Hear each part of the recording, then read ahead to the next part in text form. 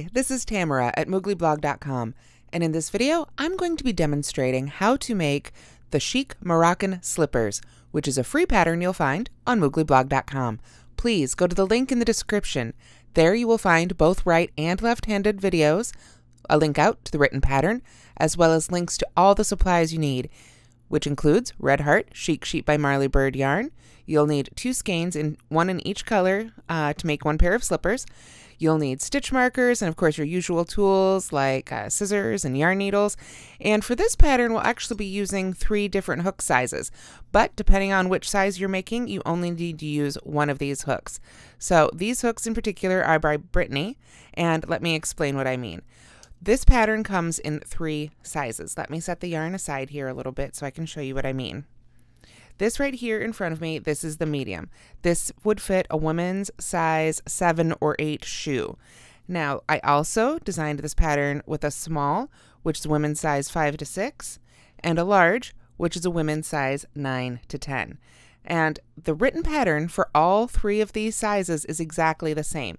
The only difference is the hook size. So it's very important to check your gauge against the written pattern. And if you find that it's coming out too small or too large, it's very easy to fix. You switch hook sizes. For the small size, I used the US G hook, which is a 4.0 millimeter. For the medium, I used the US H hook right here, which is a 5 millimeter, and then for the large I used a US I, which is a 5.5 millimeter. So again, check your gauge and adjust from there, and you can adjust the size of your slippers very easily just by changing your hook size. So as I said, the written pattern for all 3 sizes is the same, so let's go ahead and get started demoing the pattern. Okay, now let's take a quick look at the finished slipper before we begin. You'll see here I've got a right and a left, and actually the only difference in this pattern between the right and left slippers is where I put the little bows when I put in the strings. So if you don't want the bows on the sides, if you prefer them in the back or maybe at the front, then there wouldn't be any difference at all. Again, otherwise it's the exact same pattern. We're going to start at the toe here with our main color and then add our contrast color for a few rows here. Some of you may recognize this. It's very similar to other Moroccan tile stitch patterns that you will find on mooglyblog.com. In fact, this slipper pattern was a reader request. So I've altered it just a little bit for this pattern, so it is a little different if you've made those patterns before, but it'll also be very familiar. So we're going to do that for a few rows. Then we start rounds, I should say. We're working in rounds right up to here, and then we're going to break and work back and forth in rows until we get to the very end. Seam it right up the back here, and we sort of fold it in half and seam it up the back to make the back heel, and then do a little bit of edging around the foot opening, and then like I say, we add this pretty little string, and that helps tighten it up if you find it to be a little loose, and it's also just a little pretty accent. So let's go ahead and get started. Like I said, we're going to begin with our main color, so this is going to be most of the slipper. Let me find my end here. There we are. And we're going to start with a magic circle. If you're not familiar with the magic circle, I do have a separate tutorial for it linked at the tutorial that's linked in this description. If you're watching on Moogly, it'll be underneath in the as seen in this video links. So to start my magic circles, just very quickly, I'll go over it here. I'm going to wind it around my finger twice, coming towards me. Pull that down a little bit. I want to leave a good tail to weave in at the end. Then I'm going to go under both loops, pull that back loop underneath the first one. And here I like to just make a little slip stitch, and I'm not going to count it as a stitch. It's just kind of going to hold my circle together there, my magic circle.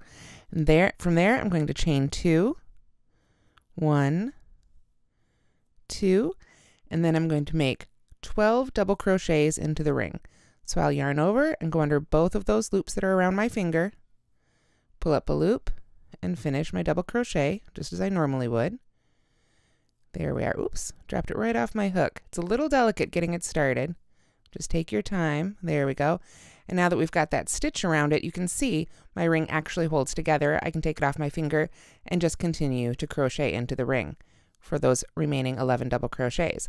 Now as I do that, I want to make sure that I go through both that initial ring and over that tail. That's what will allow me to cinch up my circle at the very end and make it nice and tight. So I'm just going to continue double crocheting right into this ring. There we are. And then when we get to the end, I will join to that first double crochet I made. That chain 2 that I started this round with will not count as a stitch. So I should be getting relatively close. If you're not familiar with double crochets, then you're probably going to want to go back and watch a video tutorial for that. So let's see here. I know I was making those a little bit quickly. We've got 1, 2, 3, 4, 5, 6, 7, 8, 9 made. So I need just 3 more here. I want to make sure to keep working around that tail. So that's 10. Oops. 11.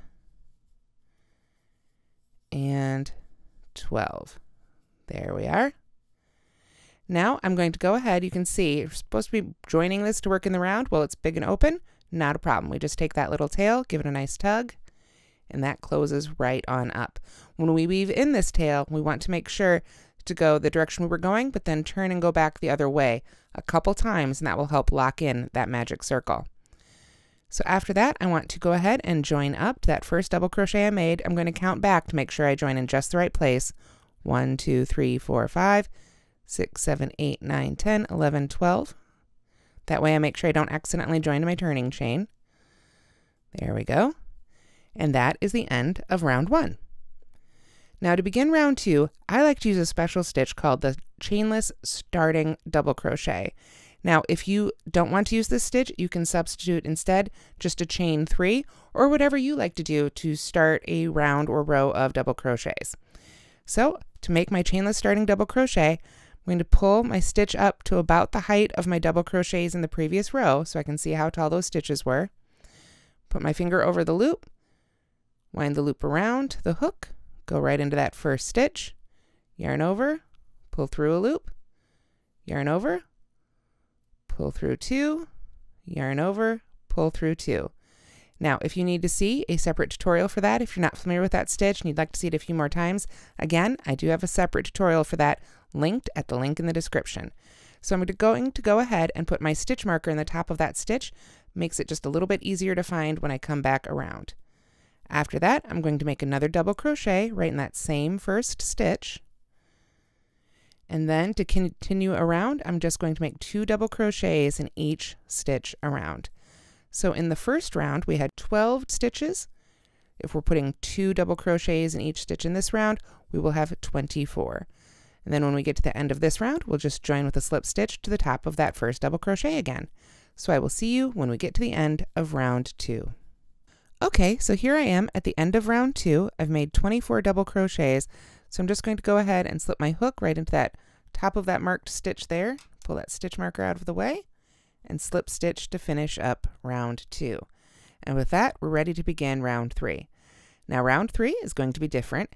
We're going to start here with a chain 2, 1, 2, and then we're going to double crochet in the next stitch. So not in that very first one, the one we joined to, but over here in the next one. In this combo, the chain 2 plus this double crochet are going to count as a double crochet 2 together. So what I want you to do right here is go ahead and put your stitch marker right in the top of that double crochet you just made and count that as the top of your first stitch for this round. After that, we're going to chain 1, and then we're going to double crochet 2 together again, but we're going to do it by working in the first leg, if you will, of our double crochet. The first half of it will go into the same stitch as that one right there, and the second half will go in the next one. So let's do that together. We're going to yarn over, go into the same stitch as our previous stitch, stop when we've got 2 loops left on the hook, yarn over, go to the next stitch, pull up a loop, pull through 2, and then when we've got 3 loops left on the hook, we yarn over and pull through all 3. So it's a standard double crochet 2 together, but that first leg was worked in that same stitch as the previous stitch. So after we do that, then we are ready to begin our repeat. So if you're following the written pattern, this is the part that starts with the asterisk. We're going to double crochet 2 together in the next 2 stitches. So we're not going to the previous one, this one, we're going to the next 2. So we start our double crochet in that stitch, yarn over again, start a double crochet in the next stitch, yarn over and pull through all 3 loops. Then we chain 1, then we double crochet 2 together in the previous stitch and the next stitch. So this is where we go back into that stitch again. So we yarn over, go in there, pull up our loop, pull through 2, yarn over again, go to the next stitch, pull up a loop, pull through 2, yarn over, and pull through all 3. So that's our repeat. A double crochet 2 together in the next 2 stitches, chain 1, and then double crochet 2 together that's worked in the same stitch and the next stitch.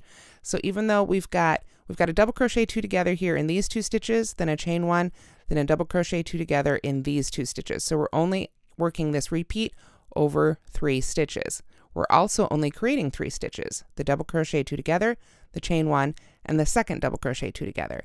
So we're working evenly here. So we're going to continue around. Let's do that repeat together one more time.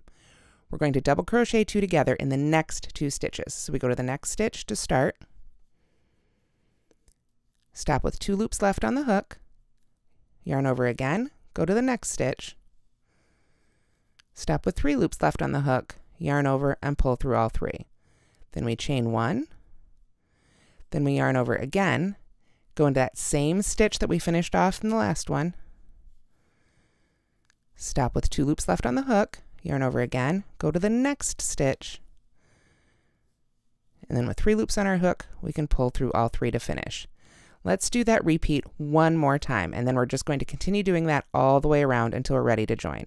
So we yarn over, go to the next stitch, stop with 2 loops left on the hook, yarn over, go to the next stitch, stop with 3 loops left on the hook, and pull through all 3, chain 1, yarn over, go into the same stitch that we finished the previous stitch on, stop with 2 loops left on the hook, yarn over, go to the next stitch, stop with 3 loops left on the hook, yarn over, and pull through all 3.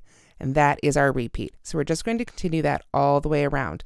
When we get to the end of round 3, we will have 16 double crochet 2 togethers and 8 chain 1 spaces. So you can just easily go around and count your chain 1 spaces if you want to. We've got 1, 2, let's see, 3, and 4 already made, so I'm halfway there. So I will see you at the end of round 3.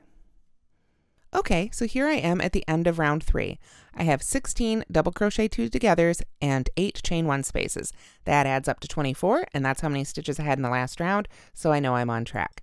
So I'm just going to go ahead and join to that top of that first double crochet. Remember that counted as our double crochet 2 together. That's why we put that stitch marker in it. So now I will go ahead and pull that stitch marker out, and then I'm going to do something a little different. This is where we start getting our Moroccan tile stitches, or this new version of it. What I'm going to do here is go ahead and pull that loop up higher, and then I'm going to put my stitch marker in that loop. I'm going to put it around the loop and the working yarn. I find it's just a little bit easier here. And this will keep that loop open so I don't accidentally lose any stitches, because I'm going to leave this loop active and set it aside here while I bring in color 2. So if you've made the Moroccan stitches, tile stitch patterns before, any of them on Moogly, some of this will be very familiar, but I have altered it a little bit for this pattern.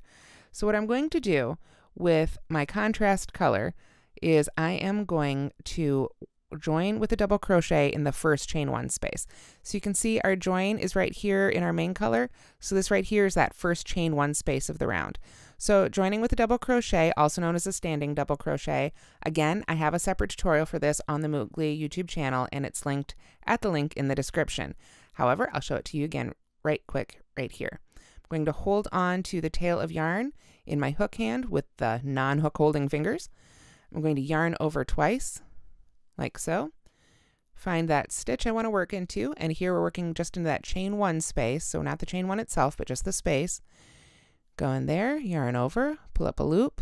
Notice I'm still holding on to that tail. I'm going to yarn over, pull through 2, and yarn over and pull through 2. Now, you can see I still haven't let go. I'm going to hold on to this while I make my next stitch. And the next 2 stitches are just 2 more double crochets worked right back into this chain 1 space. So I'll yarn over again, go back into that chain 1 space, make another double crochet, yarn over again, go back in that chain 1 space, make another double crochet, and then I can finally let go of that tail and it's not going to go anywhere. Now, at this point, I like to use my other stitch marker again. The top V of this standing stitch is going to be made of this loop right here. There we are, and the tail itself. So I'm going to put that right inside my stitch marker as well. And then I'll know that that right there is where I want to join when I want to get to the end of this round. So put this back in the loop here, and time to continue on around. Now, this rest of this round is very, very simple. We're just going to work 3 double crochets in each chain 1 space around. So skip over those double crochet 2 togethers, come on over here, and work 3 more double crochets. Now, as I mentioned before, we've got 8 chain 1 spaces. So if you're working 3 double crochets in each one of those, 3 times 8 is 24, and we're back at our stitch count. So I'm just going to continue working all the way around, making 3 double crochets in each one of these chain 1 spaces. You can see I'm skipping right over the double crochet 2s together until I get all the way around. So I will see you at the end of round 4. Okay, so as you can see, I've worked my 8 groups of 3 double crochets all the way around in those chain 1 spaces, and I've come around to the other side and it's ready to join. What I want to do here is I want to make sure to take that main color, the active loop, which is the loop the hook was in, and the working yarn, which is attached to the ball, and pull those to the outside of the slipper, so towards me. If you are one of those people, some people actually work from the inside of their work, they like to work this way, then you'll want to pull it this way, but just make sure it's pulled towards you. So try not to confuse things there. There we are. So if you're working from the outside of the slipper, you've got the loop and yarn towards you. You don't want them trapped inside. Now we're ready to go ahead and join. So I'm going to go under those loops that I marked, the one of the stitch and that end. Make sure just to enclose it in there when I make my slip stitch. Like so. Then I'm going to pull up that loop, remove this stitch marker, and I'm going to go ahead and put this one just in the loop right there, just in this active loop to secure it so this stitch doesn't come out. Because now I'm going to come back to these guys. So I'm going to go ahead and drop those on behind, take out this stitch marker, and put my hook back in that active loop. Oh, I've got it in there backwards. There's a little tip. When you put your hook back in a loop where you've taken it out and you pull on the working yarn, you want the yarn that's moving to be in front of the hook. So I just need to flip that around and see how that's the part that's moving when I pull. There we go. Now I know I'm lined up right, and we're ready to begin round 5. All right, so to begin round 5, I'm going to start with a chainless starting double crochet, chain 1, and double crochet, all worked between the first and last V of the row before the previous round. Not in the chain space, but between the double crochet 2 together stitches. That is a mouthful, and that's read directly from the pattern. I'm going to show you exactly what it means. I'm going to go ahead again, and I want to make sure to pull the working yarn, where'd it go? There we are. The working yarn and the hook off to the side here, away from the direction I'm crocheting. Then I'm going to pull up this stitch to about the height of a double crochet. Then I am going to make another chainless starting double crochet. Again, if you're not comfortable with these, go ahead and just make a chain 3 right here. Actually, it would be a chain 4 because you have to do a double crochet and a chain 1. So I'm going to go ahead and make the chainless starting double crochet by yarning over with this, and then I'm going to go between the double crochet 2 togethers. Now you'll remember we actually started with a chain 2 and then a double crochet, but this is where I joined, so I'm going to go just right between the posts here with my hook. Pull up my loop, yarn over, pull through, and pull through. And then I like to put that stitch marker right back in the top of that chainless starting double crochet, so it's just that much easier to find when I come all the way around. Then I chain 1, and then I'm going to double crochet right back in that space right there in between those 2 posts, but this time I'm going to enclose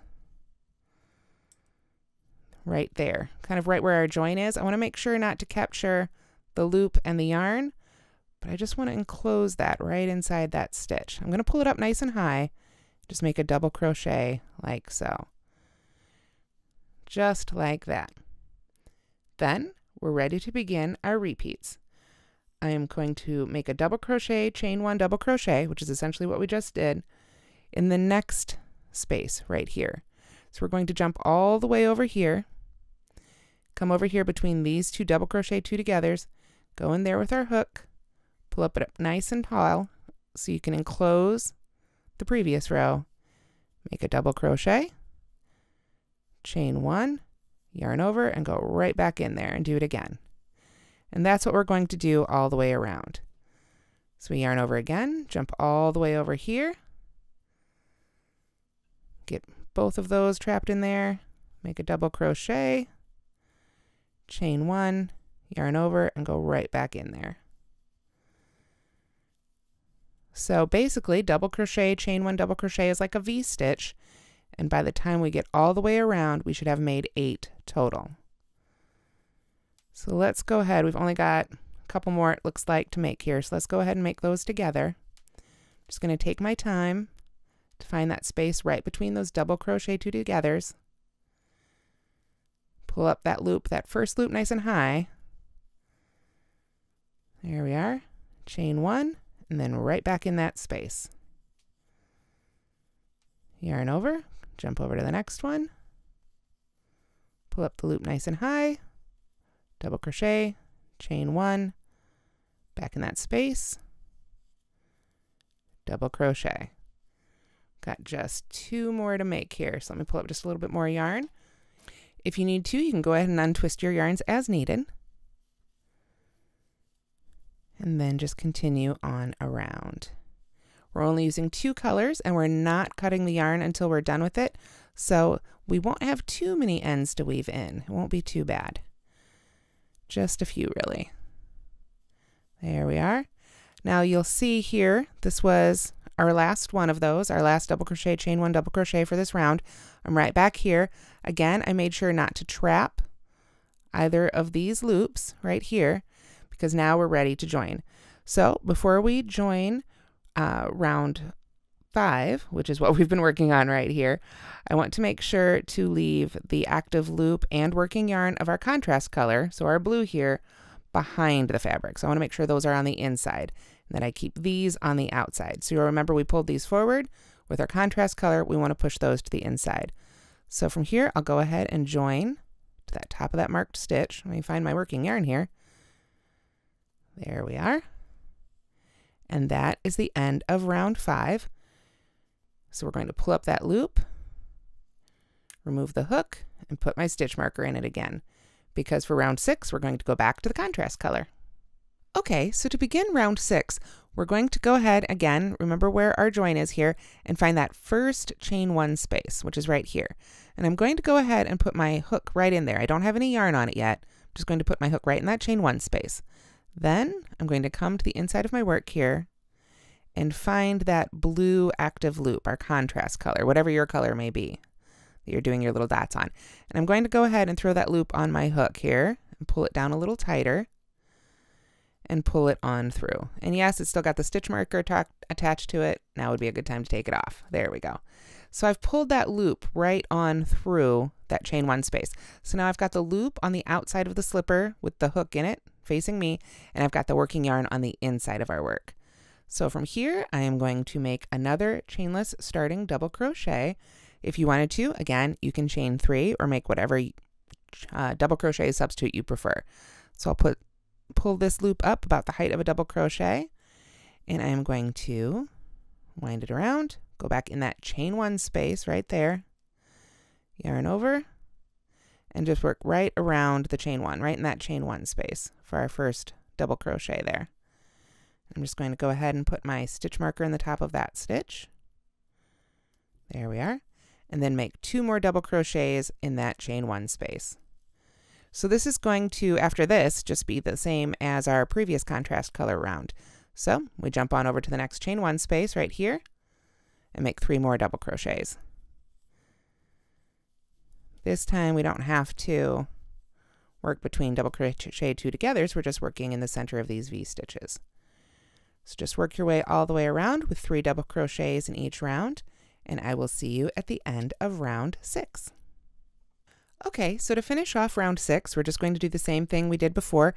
We want to make sure to pull the loop and working yarn of our main color to the front, facing us, so that we join here in back, in behind, right in the top of that marked stitch with our slip stitch. And then again, we pull up our loop, move our stitch marker into that loop, and leave that back there while we continue with our main color for round 7. So I'm going to go ahead and pull that stitch marker out and get my hook back in that loop. Make sure it's going the right way. Yep, it is. That's good. All right, so then for round 7, I am going to basically do the same thing as we did before. It's just a little different because this time we're not working down in these double crochet two together spaces. We are up here. So pull these again off to the side. Make sure not to work around them at this point, like so. Pull this up for our chainless starting double crochet. Go around, just go right into that space there. We're just going right where we joined, in between these two double crochets. There's not a chain one there. The chain one is between these two, but that's okay. There's a space there that our hook will go into. So we pull that up for our first chainless starting double crochet. Get my stitch marker in the top of that one. And then we chain one, and then double crochet right in there again. So you can see here we have a double crochet, chain one, double crochet. That's where those are worked in. We're working in between those V stitches. There's not a chain one there, but there's still space there for our hook, just like when we worked between the double crochet two togethers. So I'm going to go back into that same space. This time I'm going to go ahead and enclose the previous round, our contrast color round, like so. And then from there, it's pretty much what we did there. But in this time, again, we jump over here and work in between the V stitches rather than in between the double crochet two togethers. So we just do a double crochet, chain one, double crochet, right back in that space. So again, we should have 8 of these V stitches by the time, excuse me, we get all the way around here for round 7. So I'm just going to continue working right in there. Let's do one more together so you can see it here. I'll do it a little slower. We're going to yarn over, come over here between our next set of V stitches that are in the same color, go right in between, right above that set of 3 double crochets right there, and close right between those two right there. Pull through 2, and finish that one. Chain 1, then yarn over and go right back into that same space for another double crochet.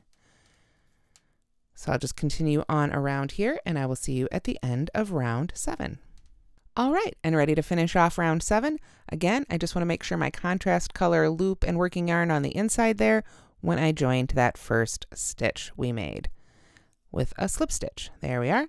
Then, of course, we pull up that loop again, transfer our stitch marker up here, keep those nice and safe, and then we can pull those off to the side. And for round 8, we're going to do a repeat of round 6. So it's the same thing, and we'll start it together again here just to get you started. We're going to get those back there out of the way a little bit. Then we are going to go into that first chain 1 space, so right after the join with our hook, put the loop, the working loop, on our hook. Take the stitch marker out of the way.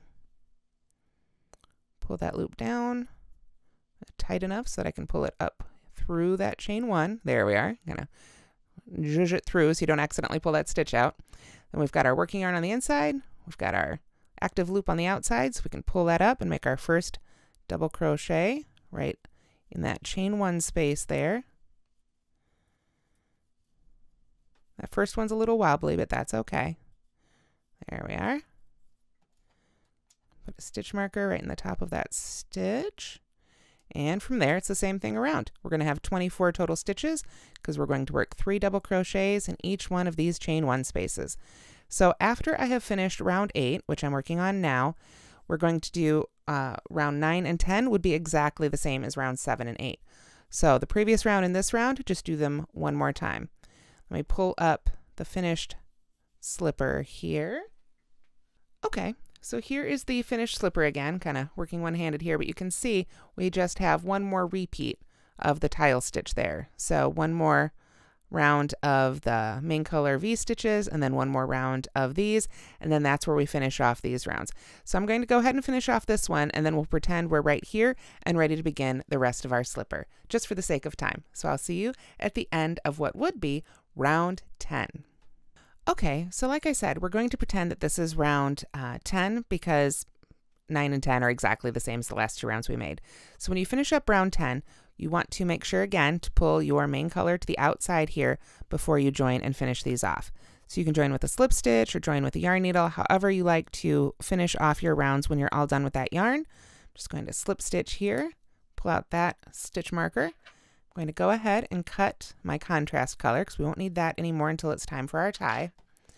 Then I'll just go ahead and finish that off and tuck that end into the inside of our slipper so it stays nice and out of our way as we continue around. So then we're ready to begin again. This would be round 11, and we're going to pick up with our main color, and this is what we're using for the rest of our slipper until we do make that decorative tie. So I'll get my hook back in my loop there, get that blue out of the way, pull up some gray, and we're ready to begin round 11. Now again, I'm going to be working a chainless starting double crochet, and this is going to be sort of a mashup of the previous gray rows that we've done and the previous blue rows. So we'll pull it up nice and high here, make our first chainless starting double crochet right around that space. It's not really a stitch, it's just the space between the double crochets there. And again, I like to put my stitch marker in the top of that first stitch. And then we're going to work, again, we're going to work between these V stitches, and we're going to enclose the last blue round, the last contrast color round, but this time we're going to work 3 double crochets in each of these. That's why I said it's kind of a mashup. Instead of V stitches, we're going to work 3 double crochets like we did in the blue rounds, but we're going to work it in the same space as our gray rounds. So I'll yarn over, go right back in between those 2 V stitches, and then I'm going to go all the way up here so I can enclose that blue round, make my second double crochet, yarn over, and go right back in there for a third one. Just like so. So then I jump over to this next space here in between our V stitches, come down here, and make 3 more double crochets. So there's 1, whoops, and 2, and 3. I'm just going to continue doing that all the way around. So again, this will maintain our stitch count. At the end of round 11, you should have 24 double crochets. So I'm going to continue working my way all the way around here, and I will see you at the end of round 11. Okay, so when you get to the end of round 11, you just go ahead and join, and we're ready to begin row 12. And you'll notice I said row. We're moving from rounds to rows. The rest of this pattern will be worked just in simple rows. So to begin row 12, what we're going to do is do a chain 2, which does not count as a stitch, and then I'm going to double crochet 2 together in the next 2 stitches. And you might wonder why I did it this way when down here we started with a chain 2 and a double crochet to count as our first double crochet 2 together. And I'm doing that because we're going to work an edging around this opening here for our foot, and I just want a little bit more stable edging to work, well, that edging into. So I'm going to go ahead, like I said, start with a chain 2, then I'm going to make a double crochet 2 together in the first 2 stitches. So with 3 loops left on the hook, I yarn over and pull through all 3. And that's our first stitch. So I'll go ahead and put a stitch marker right in the top of that one. And then after that, I am going to double crochet in the next 16 stitches. So we just work our way across here for 16 stitches. Oops, I just noticed my stitch marker popped open. There we go. So that's 1 and 2 and 3. Just work right into the top of each of those double crochets around. Well, not each of them, just for 16. So I'll see you after I've made 16 of these. Okay, so I've got my double crochet 2 together and then 16 double crochets. After I've made those 16 double crochets, one little visual clue, you should have just 2 groups of 3 left that haven't been worked into. At this point though, I'm going to work a double crochet 2 together in the next 2 stitches right here. 1, start the next one, 2, yarn over, pull through all 3, and that's where I'm going to stop for row 12. We have 4 stitches left here, 1, 2, 3, 4, and these 4 will remain unworked. That's going to be right at the top of our foot here by our toe opening. So from here, we're going to turn, and rows 13 through 21 are all going to be exactly the same. Let's go ahead and make just one of those together.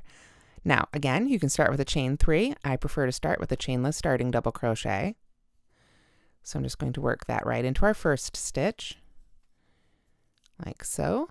Grab another stitch marker here so I can secure the top of that one.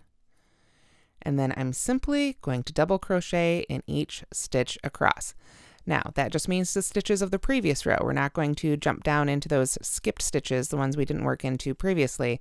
we're just going to work into the stitches from row 12. So we just double crochet in each stitch across. Because we're turning, at this point we're actually on the inside of the slipper, but that's okay. We're just going to work back and forth in rows until we have basically the length of our footbed. That's what gets us from rows 13 to 21.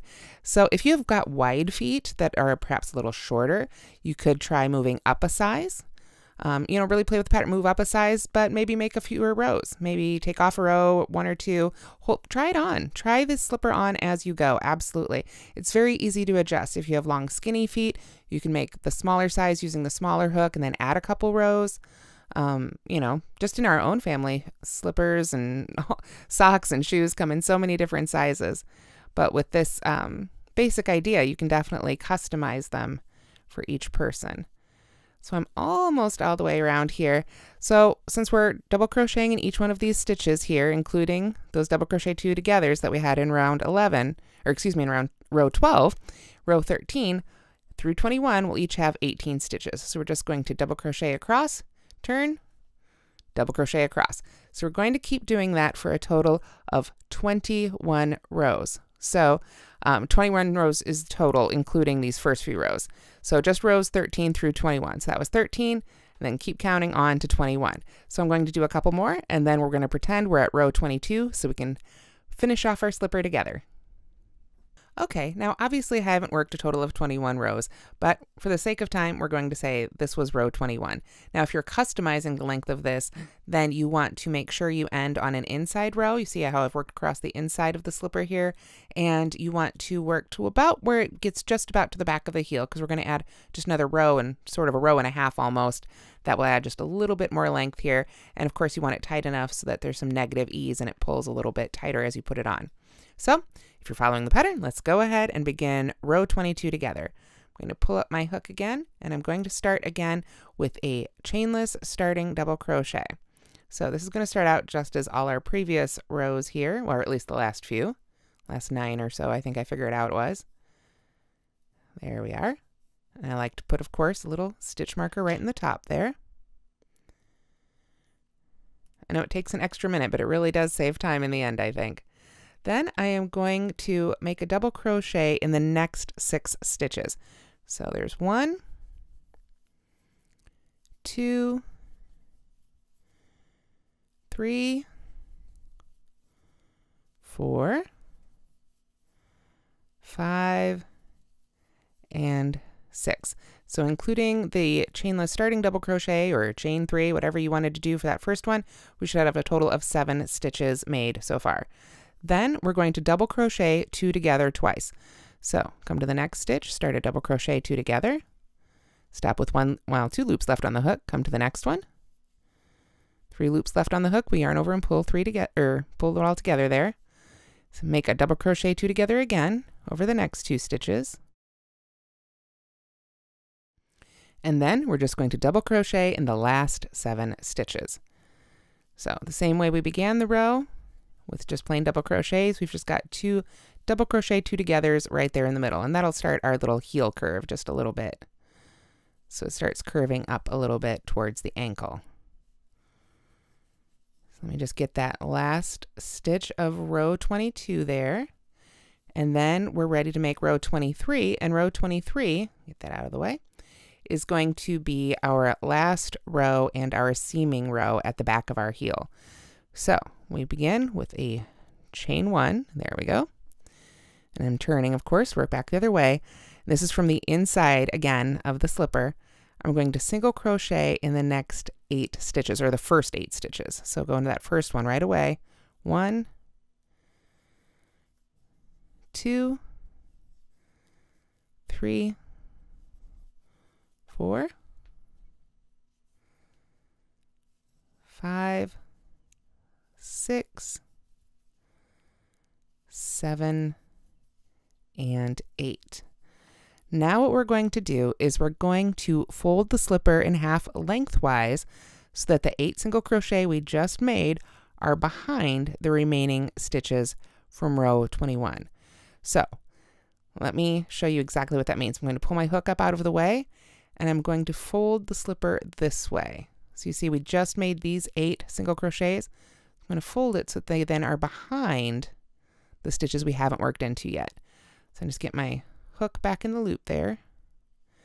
And then what we're going to do is we are going to slip stitch through both layers to close up the back of the heel. So this was the last stitch I worked into there. So I'm going to come to the next one of the row, and then I want to make sure I go right into the top of the previous stitch I just made. That one right there, like so. I can yarn over and pull that loop through and just pull it on through for a slip stitch. Then I go into the next stitch of the row, find the next one in behind here, just work right across like so, pull through and slip stitch. Find the next one, and at this point you can kind of see how you hold them together and kind of pair them up. And the next one from behind and slip stitch. We're just going to work all the way across basically the remainder of the row here, seaming up the back of our heel. Just match up each stitch one for one. If you've got an extra stitch left at the end, that means you skipped one somewhere or maybe accidentally worked into the same one twice. So you can just pull those back out and start again. It has definitely happened to me a few times. I'm almost at the end here though, and looks like I've done it right this time, which is always happy. So I'll go into that last one there, which is marked, and then the last one there left in behind, and make a slip stitch. And with that, we're ready to begin our edging. I'm not going to break my yarn though, because I'm going to continue with the same color. I'm just going to pull up that loop, pull this stitch marker out, and flip that back to the inside. And now we've got our slipper, our little tiny sample slipper here, but we've got our finished off heel, and we're ready to begin single crocheting our edging round 1. All right, so after you've finished making the main portion of your slipper, all we have left to do is to work 2 rounds of edging around the foot opening and then make the little tie that finishes it all off. You can see I've still got my yarn attached here from the top of my seam at the back of the heel. So all I need to do from here is chain 1 and single crochet evenly all the way around this foot opening. Now, you can do this however you like. A lot of people have different methods they like for working into the edge. The main point is just to work evenly, and I found I always got 50 single crochets when I worked evenly around here. You don't have to get 50. If you get a 52 or 48 or something like that, it's fine, but you do want to try and have an even number. And of course, since slippers come in pairs for most people, if you're making 2, you'll want to make sure you have the same number on each of them.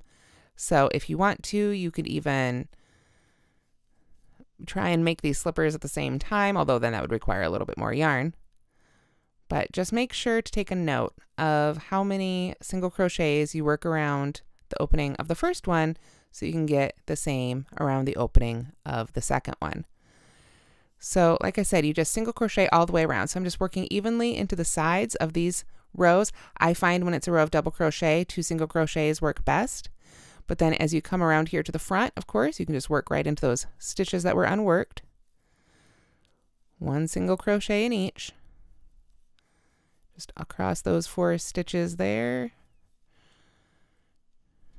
There we are, or 6 or however many it was, until you get to the other side, and then just single crochet right along there. And then when you have worked all the way around for the first edging round 1 here, we just join with a slip stitch to the very first single crochet made, and we'll be ready to begin edging round 2. Now, because I've got such a small little sample one here, and I'm not really taking as much time as I should to make sure that I have the right number here, just for the sake of demonstration, I've been sort of whipping my way right on around. So I'm just going to take a moment here to count and make sure I do have an even number. And then I'll be ready to join and begin edging round 2. Okay, lucky me, I had an even number. So I'm going to go ahead and join right there to that first one. And then I'm ready for edging round 2. Edging round 2 is very simple. We chain 1, single crochet right in that first single crochet we just made, like so. Then we chain 2, skip the next single crochet, and single crochet in the stitch after that. Chain 2, skip the next one, single crochet in the next one. We're just going to repeat that all the way around. Those chain 2s will create little eyelets that we can put our chain through, little bit easier than trying to find chain ones. And it creates a nice soft little, I think a little bit frillier. It's subtle, but it's there. It's a little bit of a, not quite a scalloped edge, but I don't know. I think it's just a little bit more feminine. I guess it's personal preference. But I'm just going to continue working my way around with chain 2, skip 1, single crochet in the next. Okay, so here I am. I've got my chain 2. I've got a skipped stitch there, and I'm ready to join.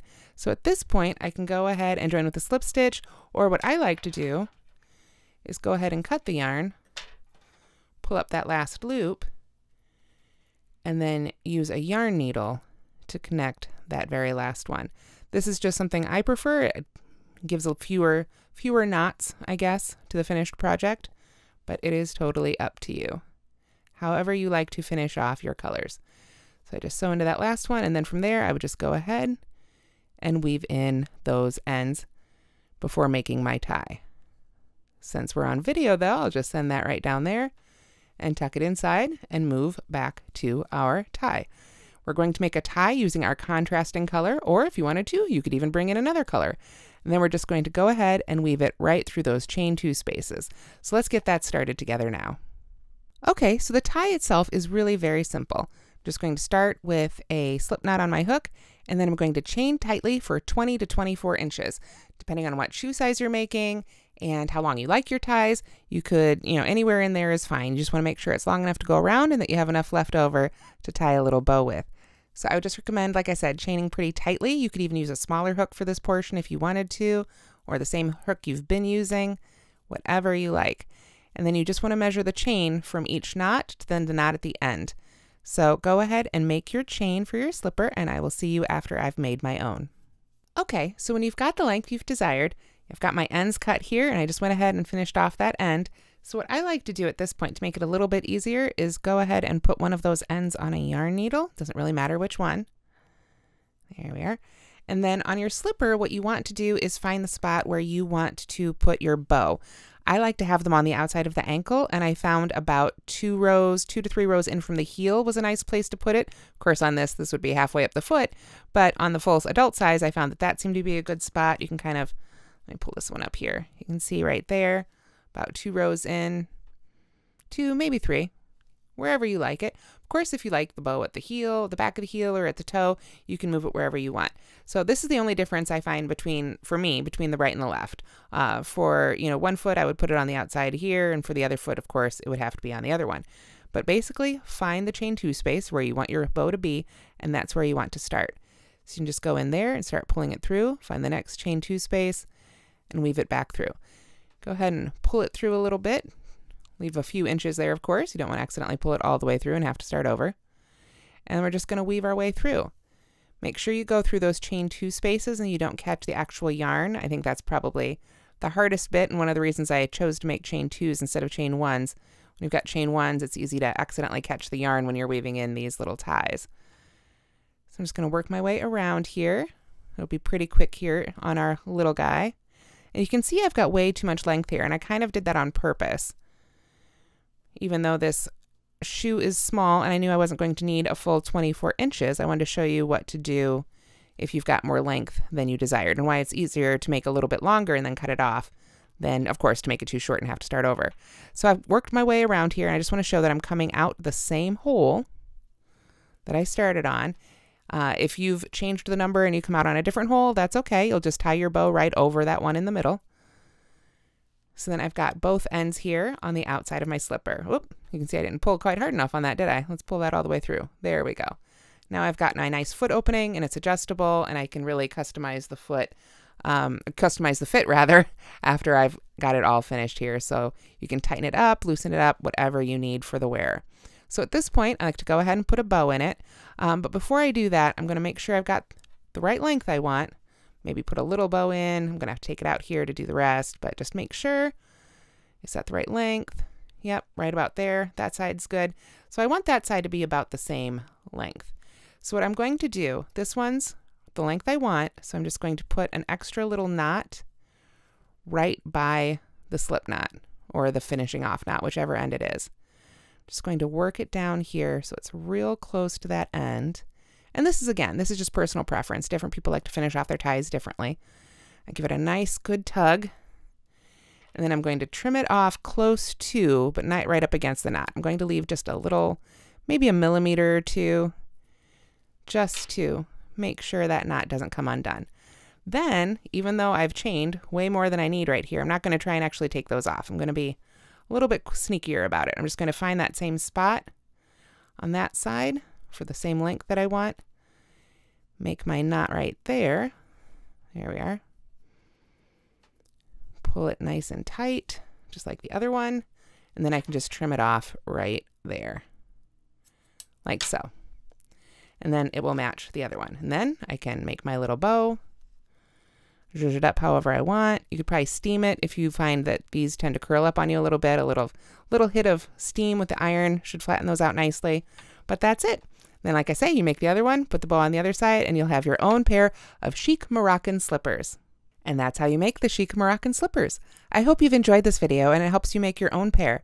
Remember that this pattern comes in 3 sizes, and although the instructions are all the same, you'll need to make sure that you've got the gauge and hook size right for your size. You can make anywhere from a women's 5'6" to a women's 9'10", and honestly, with a bigger hook and maybe a little bit thicker yarn, you could probably go a little further too. Thank you so much for watching this video, and I hope you'll give the pattern and Red Heart Chic Sheep a try.